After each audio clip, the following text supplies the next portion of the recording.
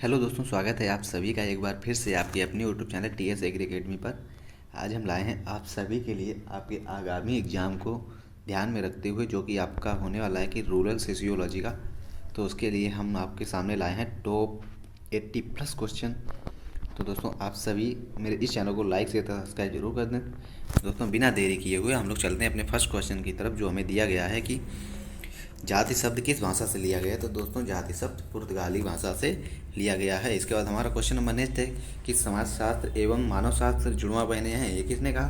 दोस्तों, ये कहा है एल क्रोवर ने। ओके, समाजशास्त्र और मानव शास्त्र जुड़वा बहने हैं। इसका क्वेश्चन नंबर नेक्स्ट है कि सामुदायिक विकास कार्यक्रम की शुरुआत कब हुई। तो दोस्तों, ये हुई 2 अक्टूबर 1952। ओके, 2 अक्टूबर 1952 इसकी शुरुआत हुई। इसके बाद हमारा जो क्वेश्चन नंबर नेक्स्ट है, जो क्वेश्चन नंबर थर्ड दिया गया है कि सामुदायिक विकास कार्यक्रम की शुरुआत कब हुई। तो दोस्तों, ये 2 अक्टूबर 1992। इसका क्वेश्चन नंबर नेक्स्ट है 4 स्वर्ण जयंती ग्राम स्वरोजगार योजना कब प्रारंभ हुई। तो दोस्तों, 1 अप्रैल 1993। क्वेश्चन नंबर 5 हमें दिया गया है कि प्रधानमंत्री ग्राम विद्युत योजना का विकास कब हुआ। तो दोस्तों, ये हुआ 1 अप्रैल 2000 में। ओके, क्वेश्चन नंबर नेक्स्ट है कि समाजशास्त्र के जनक कौन है। तो दोस्तों, ये हैं सर कॉम्टे। ओके, अगस्त कॉम्टे। ओके, इसका नेक्स्ट है क्वेश्चन नंबर 7 कि समाजशास्त्र निम्नलिखित में से किसका विज्ञान है। तो दोस्तों, समाजशास्त्र जो विज्ञान है वो समाज का एक विज्ञान है। इस क्वेश्चन नंबर नेक्स्ट है कि समाजशास्त्र एक सामाजिक विज्ञान है, ना कि प्राकृतिक। यह परिभाषा किसने दी। तो दोस्तों, ये दी रॉबर्ट बी स्टीड ने। ओके, क्वेश्चन नंबर 9 है भारत में समाजशास्त्र का विज्ञान का विकास कब से हुआ। तो ये दोस्तों हुआ है सन 1990 में, यानी कि 1919 में समाजशास्त्र का विकास हुआ भारत में। क्वेश्चन नंबर 10 दिया गया है कि समाजशास्त्र समाज का विज्ञान है कथन किसका है। तो दोस्तों, यह है वर्ड का। ओके, इसका क्वेश्चन नंबर 11 है कि समाजशास्त्र मानव मस्तिष्क की अंतःक्रियाओं का अध्ययन है, यह किसने कहा। दोस्तों, ये कहा है मैकाइवर ने। ओके, चलते हैं क्वेश्चन नंबर 12 पे कि समाजशास्त्र नाम सर्वप्रथम किसने दिया, यानी जो समाजशास्त्र नाम है किसने दिया। तो दोस्तों, सॉरी, कि कब दिया गया। समाजशास्त्र नाम दिया गया है 1838 में। इसके बाद क्वेश्चन नंबर नेक्स्ट है कि समाज का निर्माण कैसे होता है। तो समूह की अंतःक्रियाओं से हमारा समाज का निर्माण होता है। क्वेश्चन नंबर 14 है कि संदर्भ समूह प्रत्यक्ष सर्वप्रथम किसने प्रतिपादित किया। तो दोस्तों, ये किया है हाईमैन ने। ओके, इसके चलते हैं क्वेश्चन नंबर नेक्स्ट पर कि अर्ध प्राथमिक समूह की शब्दावली का प्रतिपादन किसने किया। तो दोस्तों, ये किया है कूले ने। ओके, कूले ने। इसके चलते हैं क्वेश्चन नंबर नेक्स्ट पर 16, जो कि दिया गया है कि सोसाइटी नामक पुस्तक के लेखक कौन है। तो दोस्तों, ये है माइकर पेज। ओके, मैकाइवर एवं पेज सोसाइटी नामक पुस्तक के लेखक हैं। क्वेश्चन नंबर 17 है कि सोसाइटी एंड कल्चर डायनोमिक्स पुस्तक के लेखक कौन है। तो दोस्तों, है Sorokin. Okay, Sorokin. Question number 19 है कि समाज सामाजिक परिस्थितियों का जाल है, एक कथन है। ये कथन है दोस्तों रॉबर्ट बीरस्टीड का। ओके, इसके क्वेश्चन नंबर नेक्स्ट है 19 हमारा कि एक सामाजिक वर्ग समुदाय का वह भाग जो सामाजिक स्थिति के आधार पर दूसरों से पृथक किया जा सके उसे। तो यह कथन किसने दिया दोस्तों, ये है मैकाइवर एवं पेज के अनुसार। इसके बाद क्वेश्चन नंबर 20 है जाति की सदस्यता होती है। तो दोस्तों, जाति की सदस्यता प्रदत्त होती है। इसका नेक्स्ट है कि वर्ग की सदस्यता होती है, वर्ग की सदस्यता अर्जित होती है। ओके, क्वेश्चन नंबर 22 कि जाति को एक बंद वर्ग कहा, यानी कि जाति को एक बंद वर्ग कहा, किसने कहा दोस्तों। तो ये कहा है मजूमदार एवं मदान हुर्रे हट्टन ने। ओके, मजूमदार एवं मदान तथा हुर्रे हट्टन ने जाति को बंद वर्ग कहा है। ओके, क्वेश्चन नंबर 23 है कि वर्ग निर्धारण का सबसे प्रमुख आधार है। तो दोस्तों, संपत्ति तथा आय वर्ग निर्धारण का एक प्रमुख आधार है। ओके, इसके बाद सोशल मोबिलिटी पुस्तक के लेखक कौन है। तो दोस्तों, है वो सोरोकिन। ओके, सोशल मोबिलिटी पुस्तक के लेखक सोरोकिन। क्वेश्चन नंबर 25 है जब एक वर्ग पूर्णतः वंशानुक्रम पर आधारित होता है तो उस जाति का कहा जाता है। तो दोस्तों, ये कथन है चार्ल्स कूले का। ओके, दोस्तों आप सभी लोग इस चैनल को लाइक शेयर तथा सब्सक्राइब जरूर करते रहें। ओके, चलते हैं क्वेश्चन नंबर नेक्स्ट पर, जो कि हमारा है कि प्रकारवादी सिद्धांत के प्रवर्तक कौन है। तो दोस्तों हैं Kingsley Davis. Okay, Kingsley Davis. इसका क्वेश्चन नंबर नेक्स्ट है, जाति की सदस्यता निश्चित होती है। तो दोस्तों ये होती है जन्म से। ओके, क्वेश्चन नंबर नेक्स्ट है 28, कास्ट क्लास ऑक्यूपेशन किस विद्वान के द्वारा पुस्तक लिखी गई। कास्ट क्लास ऑक्यूपेशन जो है ये हमारे धुरिये के द्वारा लिखी गई, जो एक साइंटिस्ट थे धुरिये, उनके अनुसार। ओके, क्वेश्चन नंबर 29 है कि 20 सूत्री कार्यक्रम की घोषणा किस वर्ष की गई। यानी कि 20 सूत्री कार्यक्रम की घोषणा कब की गई दोस्तों, ये की गई है 1975 में, यानी 1975 में। क्वेश्चन नंबर 30 है, किस पंचवर्षीय योजना में निर्धनता हटाओ का नारा दिया गया। तो दोस्तों वो है 5वीं पंचवर्षीय योजना। ओके, 5वीं पंचवर्षीय योजना के अंतर्गत निर्धनता हटाओ का नारा दिया गया है। क्वेश्चन नंबर 31 है कि ट्राइसेम योजना कब प्रारंभ हुई। यानी कि ट्राइसेम योजना कब प्रारंभ हुई। तो दोस्तों 15 अगस्त सन 1979 में। ओके, क्वेश्चन नंबर 32 दिया गया है कि अंत्योदय योजना का सर्वप्रथम प्रारंभ किस राज्य में हुआ। तो दोस्तों ये हुआ है हमारे राजस्थान में। ओके, क्वेश्चन 33 है कि अंतर्राष्ट्रीय महिला दिवस कब किस दिन मनाया गया। तो दोस्तों बनाया गया 8 मार्च 1992 में। ओके, जो पहली बार मनाया गया। क्वेश्चन नंबर 34, समान वेतन अधिनियम आयोग किस वर्ष पारित किया गया। समान वेतन अधिनियम आयोग जो है हमारा 1976 में पारित किया गया, यानी 1976 में। ओके, क्वेश्चन नंबर 35 है कि राष्ट्रीय महिला आयोग का गठन किस वर्ष हुआ। तो दोस्तों ये हुआ है 1992 में। ओके, इसका क्वेश्चन नंबर नेक्स्ट है कि सती प्रथा निरोधक अधिनियम पारित हुआ। तो दोस्तों ये हुआ 1829 में। ओके, इसके चलते हैं क्वेश्चन नंबर 37 पर कि अपराध देश के विरुद्ध किया गया व्यवहार है। उपरोक्त परिभाषा किस समाज वैज्ञानिक ने दी। यानी कि किसने दी, कौन सा वैज्ञानिक था जिसे कि अपराध देश के विरुद्ध है। ओके, तो ये दी है गिलिन ने। ओके, इसका क्वेश्चन नंबर 38 है कि सुधारात्मक स्कूल में बाल अपराधी अधिकतम कितने वर्षों के लिए रखे जा सकते हैं।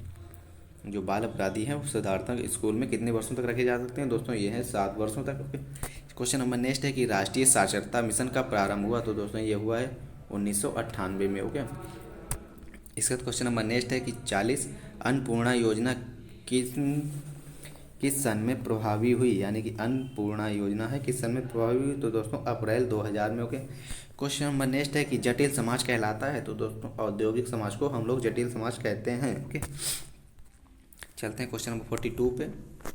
दोस्तों आप सभी लोग चैनल को लाइक से सब्सक्राइब जरूर करते रहें। ये क्वेश्चन है कि समाज एक अमूर्त धारणा है जो कि एक समूह के सदस्यों के बीच पाए जाने वाले संबंध की संपूर्णता का बोध कराती है। यह परिभाषा दी। तो दोस्तों ये परिभाषा दी है यूटर ने। ओके, यूटर ने। क्वेश्चन नंबर 43, प्राथमिक समूह को सामाजिक संरचना की इकाई कोशिश माना है। किसने माना। तो मैकाइवर तथा बेंच ने। ओके, क्वेश्चन नंबर 44 कि वे सभी समूह द्वितीय हैं जो प्राथमिक नहीं हैं। यह परिभाषा दी। तो दोस्तों ये परिभाषा दी है बीर स्टीड ने। ओके, बीर स्टीड ने। इसके बाद चलते हैं क्वेश्चन नंबर 45 पे कि समाजशास्त्र में सामाजिक संरचना का सर्वप्रथम प्रयोग किया गया। तो जो समाजशास्त्र में सामाजिक संरचना का प्रयोग किया गया कब किया गया। तो हार्वर्ड स्पेन ने अपनी दोस्तों इसका मिसप्रिंट आंसर है, हम कमेंट में दे देंगे। ओके, इसके बाद नहीं, इसका जो आंसर ये लिखा है हार्वर्ड स्पेंसर ने अपनी पुस्तक प्रिंसिपल ऑफ साइकोलॉजी में किया है। ओके, क्वेश्चन नंबर 46 है कि सामाजिक संरचना का शरीर से तुलना करने वाले अथवा स्वाभाविक विचार देने वाले विचार हैं। तो दोस्तों ये हैं स्पेंसर। Okay, Spencer. इसका क्वेश्चन नंबर 47 है कि परिस्थिति का त्यागात्मक पहलू है। तो दोस्तों ये है भूमिका। ओके, परिस्थिति का त्यागात्मक पहलू है भूमिका। ओके, क्वेश्चन नंबर 48 है कि भूमिका से तात्पर्य है। यानी कि भूमिका से क्या तात्पर्य है। तो इसका जो तात्पर्य है कि किसी भी व्यक्ति द्वारा समूह या समाज में किया जाने वाला कार्य अथवा व्यवहार परिस्थिति तथा भूमिका को एक ही सिक्के के 2 पहलू माना गया है। ओके, चलते हैं क्वेश्चन 49 पर कि एलियट और मोरिल ने भारतीय समाज में व्यक्ति को प्रतिष्ठा प्रदान करने की महत्वपूर्ण आधार है। तो ये क्या है? जाति व्यवस्था एक महत्वपूर्ण आधार है। ओके, क्वेश्चन नंबर 50 है कि परिस्थितियों के बिना कोई भूमिका नहीं है तथा भूमिकों के बिना कोई परिस्थितियां नहीं है। कथन किसका है? तो ये कथन है दोस्तों बीयर स्टीड का। ओके, बीयर स्टीड का। चलते हैं क्वेश्चन नंबर 51 पे। परिवार एक ऐसा समूह है जिसमें निश्चित यौन संबंध पाए जाते हैं, जिसका आकार छोटा हो और जो बच्चों का प्रजनन एवं लालन पालन करे। यह परिभाषा दी। तो दोस्तों यह परिभाषा दी माइका तथा पेज ने। ओके, चलते हैं क्वेश्चन नंबर 52 पर कि परिवार की उत्पत्ति से शास्त्रीय सिद्धांत अथवा पितरात्मक सिद्धांत के प्रतिपादन है। तो दोस्तों प्लेटो तथा अरस्तु। ओके, क्वेश्चन नंबर 53 दिया गया है कि marriage and family in India पुस्तक के लेखक कौन है? तो दोस्तों ये है हमारे K M Kapadia. Okay, marriage and family पुस्तक के लेखक के.एम. कपाड़िया। इसके चलते हैं क्वेश्चन नंबर 54 पे कि विवाह जो दिया गया है, विवाह स्त्री पुरुष का यौन है। विवाह स्त्री पुरुष का योग है जिसमें स्त्री से जन्मा बच्चा माता पिता की वैध संतान मानी जाए। यह परिभाषा दी है लोनी मेयर ने। ओके, क्वेश्चन नंबर 55 है कि उच्च सामाजिक समूह या वर्ण के व्यक्ति द्वारा अपने से निम्न सामाजिक समूह या वर्ण की स्त्री से विवाह कहलाता है। तो ये कहलाता है अनुलोम विवाह, यानी कि जो उच्च सामाजिक के लोग होते हैं वो अपने से निम्न सामाजिक समूह से विवाह करने की स्त्री से विवाह करने कहलाएगा, तो वो अनुलोम विवाह कहलाएगा। ओके, क्वेश्चन 56 है कि हिंदू विवाह अधिनियम पारित हुआ। तो दोस्तों ये हुआ है 1955 में। ओके, 1955 में। क्वेश्चन 57 विवाह को एक संविदा मानने वाला विद्वान है। तो दोस्तों वो है मैलिनोवस्की। ओके, मैलिनोवस्की। चलते हैं क्वेश्चन 58 पे। मुस्लिम कानून के अनुसार विवाह की न्यूनतम आयु कितनी है? तो दोस्तों ये है 15 वर्ष। ओके, क्वेश्चन 59 है कि मुस्लिम कानून के अनुसार एक पुरुष एक समय में कितने विवाह कर सकता है? तो दोस्तों ये कर सकता है एक समय में वो 4 विवाह कर सकता है। चलते हैं क्वेश्चन नंबर 60 पे कि मुसलमानों में मौखिक तलाक के प्रकार हैं। तो दोस्तों 3 तलाक हैं उनके में, जैसे कि तलाक एहसन, तलाक उल बिद्दत। ओके, तलाक एहसन, इसन, उल बिद्दत। चलते हैं 61 पे कि मुस्लिम विवाह विच्छेदन अधिनियम बना। तो दोस्तों ये बना है 1939 में। क्वेश्चन नंबर 62 दिया गया है सामाजिक संबंधों से होने वाले परिवर्तनों को सामाजिक परिवर्तन कहते हैं। परिभाषा दी। तो यह परिभाषा दी हमारे मैकाइवर ने। ओके, क्वेश्चन नंबर 63 है कि सोशल चेंज पुस्तक के लेखक कौन है? सोशल चेंज पुस्तक के लेखक हैं मूर। ओके, चलते हैं क्वेश्चन नंबर 64 पे जो कि दिया गया है हमें कि सामाजिक परिवर्तन के प्रमुख सिद्धांत हैं। तो दोस्तों ये चक्रीय तथा रेखीय 2 सिद्धांत हैं सामाजिक परिवर्तन के। क्वेश्चन 65 है कि व्यक्ति द्वारा जिस आश्रय में धर्म अर्थ काम मोक्ष चारों पुरुषार्थों की पूर्ति व तीनों ऋणों की मुक्ति प्राप्त की जाए वह है गृहस्थाश्रम। ओके, गृहस्थाश्रम। ओके, क्वेश्चन नंबर 66 दिया गया है जिस प्रकार सभी छोटी बड़ी नदियां अंत में समुद्र में ही विश्राम पाती हैं, उसी प्रकार सभी आश्रमों से व्यक्ति गृहस्थ के हाथों में ही सुरक्षा एवं अस्तित्व पाए जाते हैं। यह कथन है दोस्तों मनु का। ओके, क्वेश्चन नंबर 67 है कि धर्म की व्युत्पत्ति संस्कृत भाषा की धृ धातु से हुई है, जिसका अर्थ धारण करना अथवा आत्मसात है। चलते हैं क्वेश्चन नंबर 68 पर कि धर्म आध्यात्मिक शक्ति में विश्वास है। यह परिभाषा दी किसने दी? दोस्तों यह परिभाषा दी टाइलर ने। ओके, चलते हैं क्वेश्चन नंबर 69 पे जो कि हमें दिया गया है कि दोस्तों आप सभी लोग लाइक शेयर और सब्सक्राइब जरूर करते रहें इस चैनल को। क्वेश्चन 69 है धर्म को समाज के लिए अफीम माना है। तो दोस्तों किसने माना है? यह है कार्ल मार्क्स ने धर्म को समाज के लिए अफीम माना, यानी कि समाज के अंदर धर्म नहीं होना चाहिए। क्वेश्चन नेक्स्ट है कि धर्म की उत्पत्ति के आतंकवाद या जीवनवाद सिद्धांत के जन्मदाता हैं? तो दोस्तों ये हैं Tyler. Okay, Tyler. Question number 71, धर्म का विकास बहुदेववाद के एक देववाद की ओर हुआ, यह मानना है? किसका है दोस्तों? ये टायलर का। चलते हैं क्वेश्चन नंबर 72 पर कि प्रकृति की पूजा अर्चना प्रार्थना सूर्य चंद्रमा अग्नि, जो सूर्य चंद्रमा अग्नि वायु की प्रार्थना को धर्म की उत्पत्ति के कारण मानने वाला विद्वान सिद्धांत है। यानी प्रकृति की पूजा अर्चना प्रार्थना सूर्य चंद्रमा अग्नि वायु की प्रार्थना को धर्म की उत्पत्ति का कारण मानने वाले सिद्धांत हैं। तो दोस्तों ये सिद्धांत है प्रकृतिवादियों के। इसके बाद चलते हैं क्वेश्चन नंबर 73 पे। अर्थ का तात्पर्य है जो, यानी कि अर्थ का तात्पर्य क्या है? तो दोस्तों वे सभी वस्तुएं जो हमारी व्यक्तित्व धार्मिक एवं पारिवारिक कार्यों की पूर्ति में सहायक हों, तो उसे हम अर्थ कहेंगे। क्वेश्चन नंबर 74 है कि काम के स्वरूप माने गए हैं। तो काम के स्वरूप 3 माने गए हैं, दैहिक कलात्मक तथा आध्यात्मिक। ओके, दैहिक कलात्मक तथा आध्यात्मिक काम के स्वरूप हैं। क्वेश्चन नंबर 75 की आश्रम व्यवस्था में का मनोवैज्ञानिक है, तो मनोवैज्ञानिक नैतिक आधार है। तो यह है पुरुषार्थ नैतिक आधार है।